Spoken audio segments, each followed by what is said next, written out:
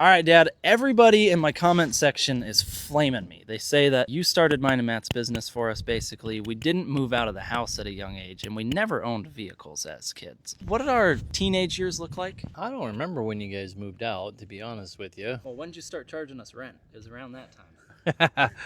Oh, I don't know. When we were in North Dakota. You guys both worked for me. Probably the most disappointing thing for me was when Matt decided to go work at Case, and then you ran off and worked there too. But that made it pretty hard for me, so I had to go out and find some good help. Lost two of my best guys, of course. Then you guys decided to start your own shop, which I advised you against. I certainly didn't fund your shop. You guys both moved out while you were working for Case, so you didn't work there very long, 6-7 months or something. You guys started your own thing, and it took off. And I mean, we were in the back end, and there's a huge need for those type of things, so you didn't need my help. And the amount of work that you guys started getting right out the gate was pretty impressive, and the way you guys handled your business was impressive. What's so fucking hard to understand about that? And then you decided to start Bennett Media, which I advised you against. I thought it was really foolish because you had such a successful business with Alpha Repair, but you managed to turn that into a huge business as well, and got you where you guys are today. You guys are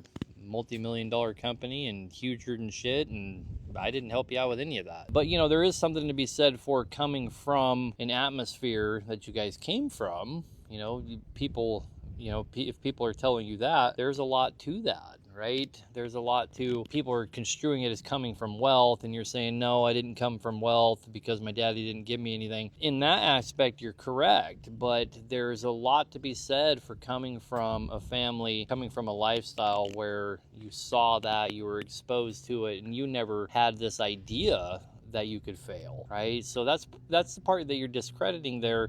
Is not everybody has that. You know, the kid working at McDonald's, in your mind, you think, well, he doesn't have to work at McDonald's. He can just go start this big old thing.